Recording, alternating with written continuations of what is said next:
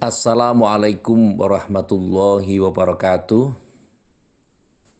Bismillahirrahmanirrahim. Setiap manusia tentu akan mengalami ujian, baik sifatnya langsung ataupun tidak langsung. Dan ujian itu bisa menimpa pada semua pihak, semua pribadi, dan semua makhluk Allah Subhanahu wa Ta'ala. Permasalahannya sekarang adalah bagaimana supaya kita bisa lulus dalam ujian, bisa menghadapi ujian dengan baik, bisa menyelesaikan ujian dengan penuh kesabaran dan ketakwaan pada Allah Subhanahu wa Ta'ala. Umur merupakan bagian terpenting dari sisi ini, karena sebagaimana pernah saya sampaikan bahwa semakin bertambahnya hari dalam kehidupan kita, maka sisa hidup kita itu juga akan semakin berkurang. Semakin bertambahnya waktu, maka jatah kita pun juga akan berkurang. Inilah tentu saja yang harus disikapi sama-sama. Kalau sekarang ini banyak ujian yang baik terkait dengan akademik, secara pendidikan maupun sosial, atau ujian-ujian yang lain. Bahkan harta itu juga menjadi ujian kita. Harta anak itu bisa menjadi fitnah kalau kita tidak bisa mengelola dengan baik. Kadang prestasi dunia atau yang sifatnya keduniaan ini menjadikan kita lupa terhadap akhirat. Investasi-investasi yang keduniaan ini kadang kita melupakan bahwa itu terkait juga dengan akhirat. Inilah yang perlu menjadi perhatian kita sama-sama saat ini.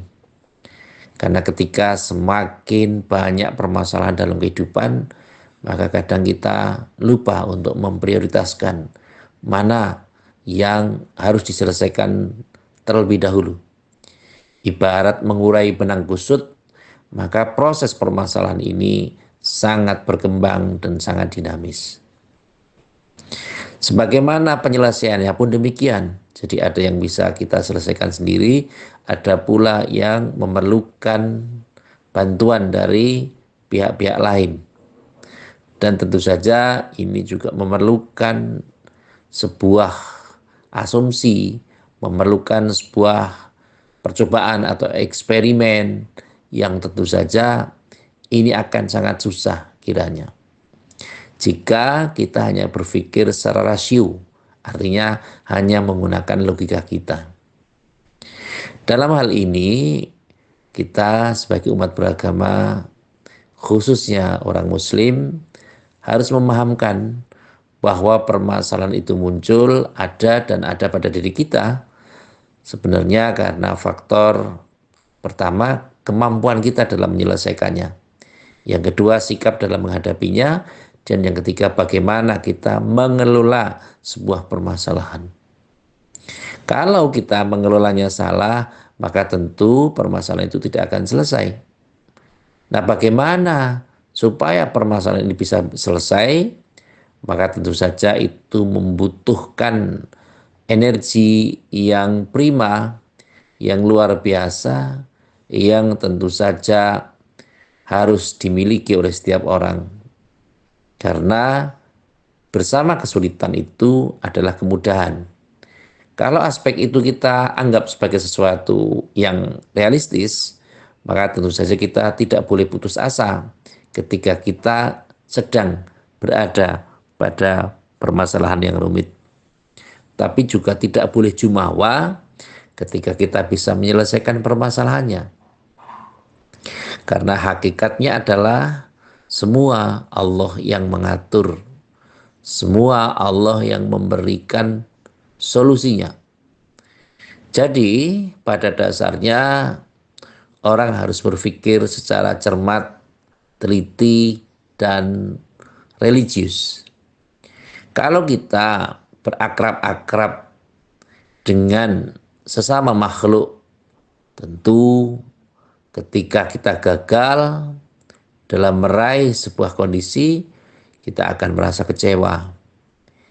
Yang sekarang kita perlu lakukan adalah mari kita dekatkan diri kita pada Allah. Subhanahu wa ta'ala. Karena Allah itu adalah maha semuanya. Maha pengasih, maha penyayang, maha pemberi rizki, maha bijaksana. Sehingga tentu saja ini menjadikan kita lebih legowo atas apa yang Allah berikan kepada makhluknya, termasuk kepada kita. Manusia tidak boleh banyak tuntutan, karena ketika manusia itu semakin menuntut, kondisinya seakan mereka tidak percaya bahwa Allah itu maha bijaksana. Allah itu maha mengetahui, Allah maha melihat, Allah maha mendengar. Proses-proses inilah yang kadang dilupakan oleh setiap orang. Kadang orang bangga ketika mempunyai materi yang banyak, harta melimpah, mempunyai warisan yang luar biasa banyak, mempunyai harta investasi yang tidak terhitung, bahkan mungkin istilah sekarang 7 turunan itu tidak habis. Tetapi ketika kita tidak bisa menyelesaikannya, tidak bisa mentasarafkan dengan baik, tidak bisa menggunakannya dengan cara-cara yang baik, maka tentu harta yang tadinya digembar-gemborkan sebagai investasi baik jangka pendek maupun jangka panjang, maka dia akan membunuh kita. Mereka akan membebani kita. Kalau kita mempunyai ilmu, maka harta akan ikut kita. Tapi kalau kita hanya sekedar mempunyai harta, maka dan kita tidak mempunyai ilmu, maka tentu saja harta itu akan membebani kita. Banyak cerita, banyak sejarah yang mengondisikan bagaimana Qarun yang tentu mempunyai harta yang sangat melimpah, karena dia lupa kepada Allah, tidak beribadah kepada Allah, maka Allah menenggelamkan hartanya. Allah mengubur bumi tempat harta itu dikondisikan. Sehingga terkenal kalau kita ada menemukan sesuatu yang di luar dugaan kita dan sifatnya banyak, kita mengatakan, wah ini saya sedang mendapatkan harta Qarun atau harta Karun. Proses inilah yang tentu saja menjadi ujian kita. Apakah materi yang kita dapatkan ini menjadi sesuatu yang terbaik untuk kepentingan kita atau tidak? Maka dalam Islam ada namanya sedekah, ada namanya zakat, ada infak, ada namanya sodakoh atau sedekah ya. Jadi tentu saja ini menjadi suatu perhatian bagi kita, bahwa harta yang kita dapatkan ini semata-mata bukan hanya milik kita, tapi ada sepersekian persen adalah harus kita tasarufkan, harus kita berikan kepada orang-orang yang berhak menerima. Siapa? Ya tentu dalam agama ada mengenal 8 asnaf, 8 golongan yang harus kita perhatikan sama-sama. Kalau kita perhatikan lebih lanjut bagaimana Islam menginvestasikan, bagaimana orang-orang itu harus peduli terhadap yang lain. Kalau muzaki harus peduli pada mustahik dan seterusnya. Ini membuktikan bahwa tidak ada makhluk yang individual. Semua kolektif kekondisian menjadi sesuatu yang sifatnya sosial. Kita berkomunikasi dengan Allah saja belum cukup, karena tentu saja kita harus juga memperbaiki berkomunikasi dengan sama manusia dan berkomunikasi dengan alam semesta atau lingkungan kita. Maka Allah Subhanahu wa taala mengutus Kanjeng Nabi Agung Muhammad sallallahu alaihi wasallam tidak hanya sebagai nabi tapi juga sebagai rasul. Hal inilah yang membanggakan kita. Bangganya kita menjadi umatnya Kanjeng Nabi Agung Muhammad sallallahu alaihi wasallam menjadi satu kondisi yang sangat luar biasa. Kalau saat ini banyak kejahatan, banyak hasut, banyak kedengkian yang ada di lingkungan kita, di sekitar kita, bahkan diakui atau tidak, mungkin kita sendiri melakukan hasut, mungkin kita sendiri yang sombong, kita sendiri yang ujub, yang sum'ah, dan seterusnya. Tapi kadang kita tidak terasa. Ada pepatah atau peribahasa menyatakan kuman di seberang lautan tampak, tapi gajah di pelupuk mata tidak tampak. Ini juga membuktikan bahwa kita harus banyak-banyak untuk memposisikan diri kita. Tidak merasa bahwa kita menjadi orang yang terbaik, tapi adalah orang yang berusaha untuk menjadi orang baik. Polanya sederhana saja. Karena kalau kita sudah merasa baik, maka potensi untuk mengadakan perubahan-perubahan ke arah yang lebih baik akan susah. Tetapi kalau kita merasa belum baik dan berupaya untuk menjadi baik, maka energinya akan lebih mudah untuk merasuk dalam pribadi kita. Akhlaknya Kanjeng Nabi Agung Muhammad Shallallahu Alaihi Wasallam itu adalah sesuatu yang harus dicontoh.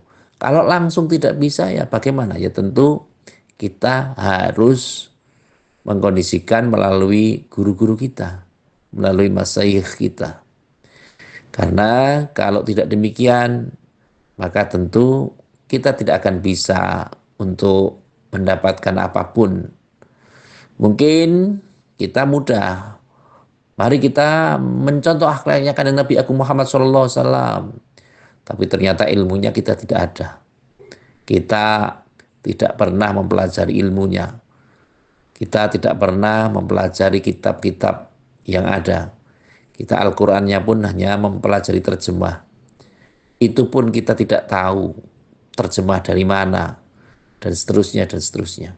Maka jangan langsung menghakimi kalau memang itu tidak sesuai dengan apa yang kita harapkan. Kadang-kadang lisan kita itu akan sangat berbahaya. Sekarang yang berbahaya tidak hanya lisan, tapi jari kita pun kadang berbahaya. Kita hanya mendapatkan satu informasi yang mungkin informasi itu menjelek-jelekkan sesuatu, siapapun, tapi itu diunggah dalam status kita. Mungkin dalam WhatsApp atau grup WhatsApp atau Instagram atau dari media sosial yang lain.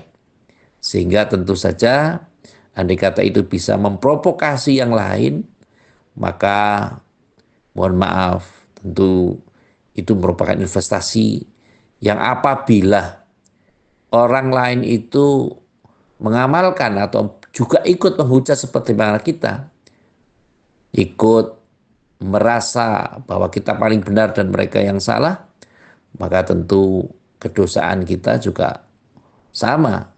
Jadi karena ilmunya awalnya dari kita, mereka-mereka yang mencontoh itu ya kita akan mendapatkan salurannya ila yaumil qiyamah, sampai dengan hari kiamat kelak.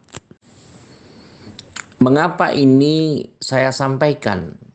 Karena akhir-akhir ini kita juga semua tahu ya bahwa banyak iming-iming secara harta benda yang kadang orang sulit untuk menghindarnya. Misalnya, kalau Anda ingin sukses, maka simaklah ini dalam waktu sekian menit, 2 jam atau 1 jam, maka penghasilan Anda per hari sekian. Atau penghasilan Anda per bulan sekian. Per hari mungkin bisa 300.000. Jadi kalau per hari 300.000 berarti per bulan berarti 9 juta. Itu pun bisa lebih dan seterusnya. Hanya dalam waktu sekian menit misalnya. Atau 2 jam atau berapa. Ini merupakan satu kondisi melatih generasi kita untuk menjadi generasi yang pemalas. Generasi yang tidak mau berpikir tentang masa depan. Generasi konsumtif yang kalau diikuti akan sangat berbahaya. Kenapa demikian? Karena pertanyaan berikutnya adalah, loh, kalau aplikasi ini ditutup, kalau mereka sudah bangkrut, Dan kalau kita sudah ada ketergantungan dengan itu, bagaimana nasib masa depan generasi kita? Bagaimana nasib kita? Kalau orang sudah terjebak mungkin dalam pinjaman online atau pinjol, judi online atau yang lain, apakah kemudian bagaimana masa depan dari kita sendiri? Kalau kita sudah terlanjur candu, sudah terlanjur ketagihan pada proses itu. Padahal kita harus menginvestasikan sesuatu, mungkin kita harus top up, mungkin kita harus membayar lagi, dan seterusnya dan seterusnya. Ini sangat membahayakan. Ujiannya langsung dan hasilnya dibayar kontan. Yakni apa?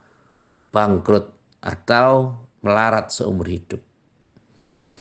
Yang terjadi sekarang ini kadang orang tidak mau berkarya, tidak mau bekerja, tapi langsung menerima hasil. Kadang kita dikendalikan server dari luar negeri, dari orang-orang bukan warga Indonesia, yang tentu mereka menyebar informasi, bahkan ada pusat data nasional PDN itu yang diretas oleh oknum tertentu, sehingga ini menjadikan kita harus berpikir keras bagaimana supaya kita menciptakan sesuatu dan tidak mengikuti sesuatu. Pola-pola inilah yang kadang-kadang harus kita sikapi sama-sama. Kenapa orang yang katanya mempunyai pendidikan yang tinggi, yang terpelajar, yang mempunyai tingkat akademik yang sudah baik, tetapi mereka justru terjebak dalam pola ini?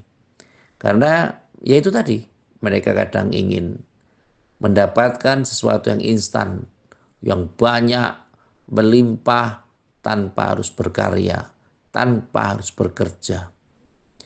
Inilah yang harus kita perhatikan sama-sama. Generasi muda kita perlu mendapat pertimbangan. Tidak ada sesuatu yang didapatkan dengan cara yang mudah. Semuanya harus dengan ilmu. Semuanya harus dengan akal. Semuanya harus dengan pikiran-pikiran yang jernih. Tidak boleh kita hanya berpikir secara instan, berpikir dengan cepat. Yang penting saya menghasilkan, yang penting saya dapat uang. Masalah orang lain itu bukan urusan saya. Kapasitas inilah yang tentu saja ini yang sangat berbahaya, yang harus kita perhatikan sama-sama. Bahwa menyeleksi konten, menyeleksi aplikasi, menyeleksi apa yang ada di media sosial harus perlu diperhatikan sama-sama. Kalau kita tidak peka terhadap hal ini, maka pastikan bahwa ini akan bisa merusak masa depan kita, merusak masa depan zuriyah kita, teman-teman kita, saudara-saudara kita. Kehancuran-kehancuran ini akan bisa berlangsung dengan cepat ketika kita lambat dalam mensikapinya. Kalau ada hal-hal yang tentu saja dijadikan sebagai sarana untuk menghancurkan diri kita, menghancurkan keluarga, menghancurkan pekerjaan, menghancurkan karir dengan iming-iming seperti harta ini, maka tentu segala sesuatunya akan menjadikan kita lupa bahwa Allah Subhanahu wa Ta'ala adalah zat yang perlu kita jadikan sebagai sandaran. Kalau kita hanya menuhankan harta, menuhankan uang, kalau kita hanya menuhankan kekuasaan yang kita miliki, tentu itu tidak akan bermanfaat banyak untuk kita. Pelajaran-pelajaran yang perlu kita ambil dari sikap ini adalah mari kita proteksi diri kita dengan cermat, dengan baik, dan harus dengan ketentraman, kebahagiaan, dan kenyamanan. Kalau kita sudah mulai senang dengan uang, senang dengan harta, apalagi nun sewu, dengan tidak bekerja tapi menghasilkan sesuatu. Mana ada model seperti itu?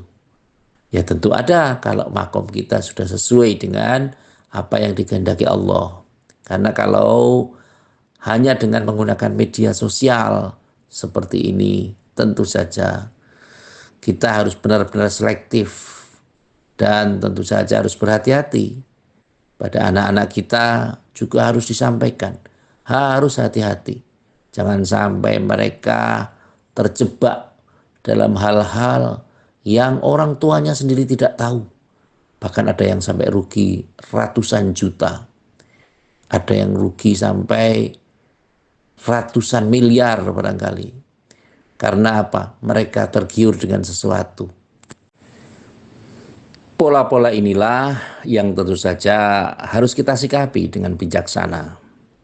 Saat ini, mari kita berharap kepada Allah Subhanahu wa Ta'ala agar terhindar dari musibah-musibah yang besar, agar kita tidak tergantung pada dunia ini, karena ibaratnya dunia ini hanya sementara saja. Dunia ini tentu tidak kita huni secara selamanya. Maka orang meninggal atau orang-orang yang mati itu sebutannya meninggal dunia, meninggalkan dunia ini. Artinya proses-proses inilah yang harus kita cermati sehingga pada dasarnya kita tidak terjebak dalam urusan-urusan yang tidak penting. Karena urusan kita sebenarnya adalah bagaimana kita bisa meninggalkan dunia ini dengan husnul khotimah. Itu yang pokoknya. Sehingga meskipun harta kita banyak, tentu kita harus berpikir bahwa harta kita sesungguhnya adalah harta yang telah kita investasikan untuk kebaikan. Kalau kita misalnya di masjid, kita hanya mengisi kotak 500 rupiah, 1000 rupiah, yang sebenarnya itulah harta kita. Kalau yang lain mungkin bisa ke warung sate, bisa ke warung makan, bisa ke pedagang keliling, atau bisa ke rumah yang lain gitu. Artinya bisa ke tempat jajanan yang lain. Mungkin bisa ke online, toko online atau yang lain. Tetapi itu bukan harta kita. Mungkin hanya kita makan dan nantinya hanya kita buang ke toilet dan seterusnya.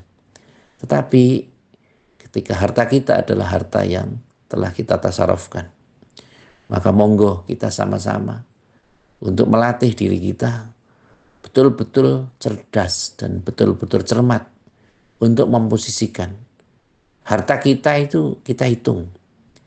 Saya harus mentasarufkan 1 bulan yang menjadi harta kita sendiri seperti apa. Kalau Allah Subhanahu wa Ta'ala, mungkin ahli fikih juga menyampaikan bahwa untuk zakat itu 2,5%.